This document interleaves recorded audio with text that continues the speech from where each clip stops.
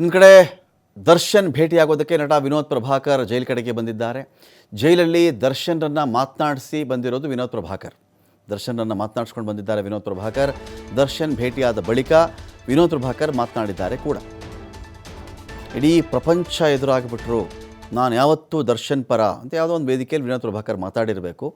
ಸಾಮಾಜಿಕ ಮಾಧ್ಯಮಗಳಲ್ಲಿ ಕೇಳಿದ್ದಾರೆ ಜನ, ಏನ್ರಿ ಪ್ರಪಂಚ ಎದುರಾಗ್ಬಿಟ್ರು, ದರ್ಶನ್ ಬಿಟ್ಕೊಡಲ್ಲ, ದರ್ಶನ್ ಜೊತೆ ಮಾತಾಡ್ಬಿಡ್ತೀನಿ, ಅವ್ರ ಪರ ನಿಂತ್ಕೊಂಡ್ಬಿಡ್ತೀನಿ ಅಂತ ಹೇಳ್ತಾ ಇದ್ರಲ್ಲ, ಎಲ್ರಿ ವಿನೋದ್ ಪ್ರಭಾಕರ್ ಅಣ್ಣನ ಬಗ್ಗೆ ಒಂದು ಮಾತಿಲ್ವಲ್ರಿ ಅಂತ ಕೇಳಕ್ಕೆ ಶುರು ಮಾಡಿದ್ದಾರೆ. ಆ ಕಾರಣಕ್ಕೂ ನಿಜವಾದ ಪ್ರೀತಿಯಿಂದನೋ ಬಂದಿರಬೇಕು. ಯಾರು? ವಿನೋದ್ ಪ್ರಭಾಕರ್, ಟೈಗರ್ ಪ್ರಭಾಕರ್ ಅವರ ಮಗ ವಿನೋದ್ ಪ್ರಭಾಕರ್ ಅವರು ಬಂದಿದ್ದಾರೆ. ಇವತ್ತು ದರ್ಶನ್ರನ್ನು ಮಾತನಾಡ್ಸ್ಕೊಂಡು ಬಂದಿದ್ದಾರೆ. ದರ್ಶನ್ ಅಭಿಮಾನಿಗಳು ಪ್ರತಿಕ್ರಿಯೆ ಕೊಟ್ಟಿಲ್ಲ ಅಂತ ಹೇಳ್ತಾ ಇದ್ರು, ಒಂದು ಪೋಸ್ಟ್ ಕೂಡ ಹಾಕಿಲ್ಲ ಅಂತ ಅಭಿಮಾನಿಗಳು ಹೇಳ್ತಾ ಇದ್ರು. ಒಂದು ಪೋಸ್ಟ್ ಹಾಕಿಬಿಟ್ಟ ತಕ್ಷಣ ಇಲ್ಲಿನ ಸಮಸ್ಯೆ ಬಗೆಹರಿದು ಬಿಡುತ್ತಾ?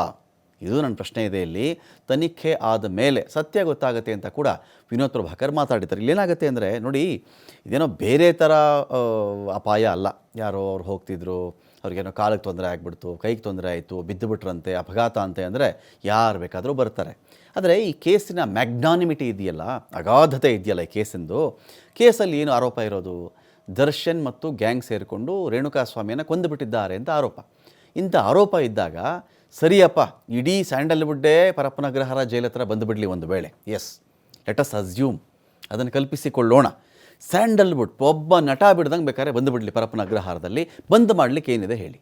ಆಯಿತು, ಅನ್ನಪೂರ್ಣೇಶ್ವರ ನಗರ ಸ್ಟೇಷನಲ್ಲಿ ಇದ್ರಲ್ಲ, ಪ್ರತಿಯೊಬ್ಬರು A to Z, ಎಯಿಂದ ಝಡ್ವರೆಗೂ ಯಾವ್ಯಾವ ಅಕ್ಷರಗಳ ನಟ ನಟಿಯರು ಇದ್ದಾರೋ ಎಲ್ಲರೂ ಅನ್ನಪೂರ್ಣೇಶ್ವರ ನಗರ ಠಾಣೆಗೆ ಬಂದುಬಿಡಲಿ. ಮಾಡೋಕ್ಕೇನಿದೆ ಅಲ್ಲಿ? IPC ಸೆಕ್ಷನ್ಗಳು ಮಾತಾಡೋದಲ್ಲಿ, ಆರೋಪಗಳು ಮಾತಾಡೋದಲ್ಲಿ, ಕೋರ್ಟ್ ಮಾತಾಡಬೇಕಲ್ಲಿ. ಕೋರ್ಟ್ ಏನು ಹೇಳುತ್ತೋ ಅದನ್ನು ಪೊಲೀಸರು ಕೇಳ್ತಾರೆ. ಪೊಲೀಸರನ್ನು ಮನವಿ ಮಾಡ್ಕೊಳ್ತಾರೋ ಪುರಸ್ಕರಿಸುವುದು, ಅದನ್ನು ಬಿಡುವುದು ಕೋರ್ಟ್ ಅಥವಾ ನ್ಯಾಯಾಧೀಶರ ವಿವೇಚನೆಗೆ ಬಿಟ್ಟಂಥ ವಿಚಾರ. ಇದರ ಮಧ್ಯೆ ಇಲ್ಲಿ ಏನೋ ನಾನು ಬಂದಿದ್ದೆ, ನಾನು ನೋಡಿದೆ ಅಂತ ಹೇಳಿಬಿಟ್ರೆ ಇವರು ದರ್ಶನ್ ಪರವಾಗಿದ್ದಾರೆ, ಯಾರೋ ಬರಲಿಲ್ಲಪ್ಪ, ಒಳಗೆ ಆರಾಧಿಸಿರ್ಬೋದು ಈ ವ್ಯಕ್ತಿಯನ್ನು.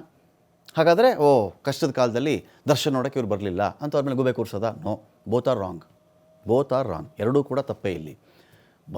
ಮಾಡಿರೋ ಆರೋಪ ಅಥವಾ ಏನು ಕೊಲೆ ಆರೋಪ ಹೊತ್ಕೊಂಡು ಒಬ್ಬ ವ್ಯಕ್ತಿ ಬಂದಿರಬೇಕಾದ್ರೆ ನಾವು ಎಕ್ಸ್ಪೆಕ್ಟ್ ಮಾಡೋದು ಹೇಗೆ? ಯಾವುದೇ ವ್ಯಕ್ತಿ ಆಗಲಿ ಒಬ್ಬ ನಟನ ಮೇಲೆ ಒತ್ತಡ ಹಾಕಿ ಕರೆಸ್ಕೊಳ್ಳೋದಾ?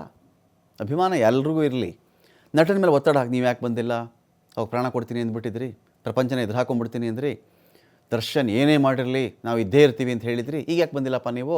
ಇದೇನಾ ಅಣ್ಣ, ನೀನೆಲ್ಲ ಬಳಸ್ಕೊಂಡ್ರಣ್ಣ, ನೀನು ಚೆನ್ನಾಗಿ ಯೂಸ್ ಮಾಡ್ಕೊಂಡ್ರಣ್ಣ, ಎಷ್ಟು ಜನಕ್ಕೆ ಅಂತ ನೀನು ತ್ಯಾಗ ಮಾಡಿದೆ ಅಣ್ಣ, ಈಗ ಯಾರೂ ಇಲ್ವಲ್ಲ ಅಣ್ಣ, ಇವರೇ ಪೋಸ್ಟ್ಗಳು, ಇವ್ರದ್ದೇ ವಿಡಿಯೋಗಳು, ಏನು ಮಾಡಬಹುದು ಹೇಳ್ರಪ್ಪ? ಆಯಿತು, ಅಲ್ಲಿ ಬಂದರೆ ಪರಪ್ಪನ ಅಗ್ರಹಾರದವರೆಗೂ ಕಾರ್ ಓಡಿಸ್ಕೊಂಡು ಬಂದು ನಿಂತು ಇಳಿದು 5 ನಿಮಿಷ ಮಾತಾಡಿಸ್ಬಿಟ್ರೆ ಓಹೋ ದರ್ಶನ್ ಪರ ಇದ್ದಾರೆ ಇವರು, ಯಾರೋ ಬರೋಕ್ಕಾಗಲಿಲ್ಲ, ಇವರು ವಿರುದ್ಧ ಇದ್ದಾರೆ ಅಂತನಾ? ನೋ, ಅಭಿಮಾನ ಬೇರೆ, ಗೆಳೆತನ ಬೇರೆ, ಈಗ ನಡೀತಿರ್ತಕ್ಕಂಥ ಸನ್ನಿವೇಶ ಬೇರೆ. ಇಲ್ಲಿ ಯಾರು ಬರಬಹುದೋ ಬಿಡಬಹುದೋ. ಈಗ ಏನಾಗಿದೆ ಕೇಸಲ್ಲಿ, ಚಿಕ್ಕಣ್ಣ ಯಾವುದದು ಸ್ಟೋನಿ ಬ್ರೂಕ್ ಇಲ್ಲಿಗೆ ಬಂದಿದ್ದರು ಅಂತ ವಿಚಾರಣೆ ಕರೆಸ್ಕೊಂಡ್ರು. ಏನಪ್ಪ ಹಿಂದಿನ ದಿನ ಇದ್ದಂತಲ್ಲ ನೀನು ಅಂತ, ಇನ್ಯಾರಿಗೂ ನೋಟಿಸ್ ಹೋಗುತ್ತೆ ಅದು ಇದು ಅಂತ ಮಾತಿತ್ತು, ಬಿಡಿ. ಅಕಸ್ಮಾತ್ ಈಗ ಯಾರೋ ಭೇಟಿಗೆ ಬಂದಿದ್ದರು, ಯಾರೋ ಮಾತಾಡಿದ್ರು ಅಂದರೆ ಏನಕ್ಕೆ ಬಂದಿದ್ದರು? ನಾಳೆ ಯಾಕೆ ಬೇಕಿದು? ಏನು ಕೇಸ್ ಇದು? ಮರ್ಡರ್ ಕೇಸ್ ರೀ ಇದು, ಮರ್ಡರ್ ಕೇಸ್. ಒಬ್ಬ ವ್ಯಕ್ತಿಯನ್ನು ಭೂಮಿ ಮೇಲೆ ಇಲ್ಲ ಅನಿಸ್ಬಿಟ್ಟಿರೋ ಕೇಸ್ ಇದು. ಜೂನ್ 8ಕ್ಕಿಂತ ಮುಂಚೆ ಇದೇ ನೆಲದ ಮೇಲೆ ಓಡಾಡ್ತಿದ್ದಂಥ ಒಂದು ಮನುಷ್ಯ ದೇಹ ಇವತ್ತು ಮಣ್ಣು ಒಳಗಡೆ ಇದೆ. ಆ ಕೇಸ್ ಇದು. ಆ ಕೇಸ್ಗೆ ಸಂಬಂಧಪಟ್ಟಂತೆ ಪ್ರೆಷರ್ ಹಾಕೋದು ಯಾಕೆ? ಅಭಿಮಾನ ತೋರ್ಪಡಿಕೆ ಅಂದ್ರೇನೀಗ ಸೋಷಿಯಲ್ ಮೀಡಿಯಾದಲ್ಲಿ ಬರೋದು, ಅಣ್ಣ ಅಣ್ಣ ಅನ್ನೋದು, ಬಾಸ್ ಅನ್ನೋದು, ಇದು ಮಾಡದೇ ಇದ್ದರೆ ಓಹೋ ಅವ್ರಿಗೆ ಅಭಿಮಾನ ಇಲ್ಲ ಅಂತನಾ? ನೋ, ಈ ಕೇಸೇ ಬೇರೆ ಥರದ ಕೇಸ್ ರೀ ಇದು. ಏನು ಆಸ್ಪತ್ರೆ ಅಡ್ಮಿಟ್ ಆಗಿಲ್ಲ ಅಲ್ಲಿ, ಯಾರೋ ಬರೋಕ್ಕೆ ಒಂದು ಹೂವಿನ ಬೊಕ್ಕೆ ಕೊಡೋಕ್ಕೆ 2 kg ಆ್ಯಪಲ್ಲು 1 kg ಬಾಳೆಹಣ್ಣು ತೊಗೊಂಡು ಬಂದು ಕೊಡೋಕ್ಕೆ ಆಗಲ್ಲ. ಇದು ಆ ಥರದ ಕೇಸ್ ಅಲ್ಲ ಇದು. ಯಾರು ಇಲ್ಲಿ ಏನು ಸಂಪರ್ಕದಲ್ಲಿದ್ದಾರೋ, ನಮ್ಮ ತಲೆ ಮೇಲೆ ಏನು ಬರುತ್ತೋ, ಇಲ್ಲಿ ಒಂದು ಆರೋಪವನ್ನಾಗಿ ಮಾತ್ರ ನೋಡಿ.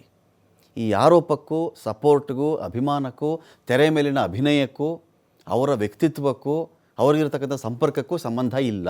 ಅದು ಬೇರೆ ಬಂದುಬಿಡುತ್ತೆ. ಹಾಗಾಗಿ ಇಲ್ಲಿ ಚೆಕ್ ಮಾಡಬೇಕಾಗಿರೋದೇ ಅದು. ನಾವು ಅದು ಬಿಟ್ಬಿಟ್ಟು ಅವ್ರ ಮೇಲೆ ಪ್ರೆಷರ್ ಹೇರೋದು, ಅವ್ರು ಬರಲೇಬೇಕಾದಂಥ ಸ್ಥಿತಿ ನಿರ್ಮಾಣ ಮಾಡೋದು ಯಾಕಂತ ಸ್ಥಿತಿ ನಿರ್ಮಾಣ ಮಾಡಬೇಕಿಲ್ಲಿ ಅಂತ ಪ್ರಶ್ನೆ ಇದೆ.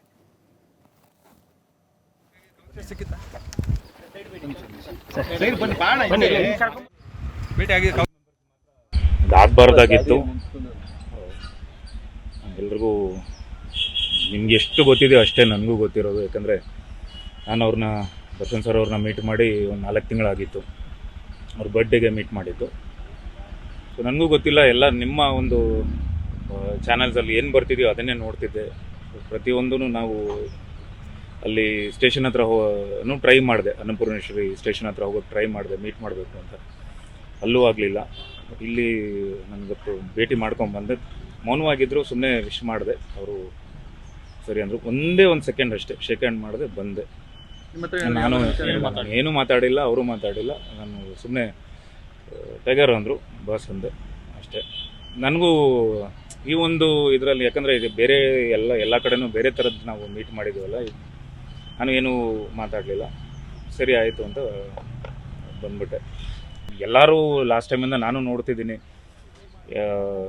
ಬಂದಿಲ್ಲ ವಿನೋದ್ ಪ್ರಭಾಕರ್, ಎಲ್ಲೂ ಮಾತಾಡಿಲ್ಲ, ಹೇಳಿಕೆ ಕೊಟ್ಟಿಲ್ಲ, ಎಲ್ಲೂ ಪೋಸ್ಟ್ ಹಾಕಿಲ್ಲ ಅಂತೆಲ್ಲ ಹೇಳಿದ್ರಲ್ಲ.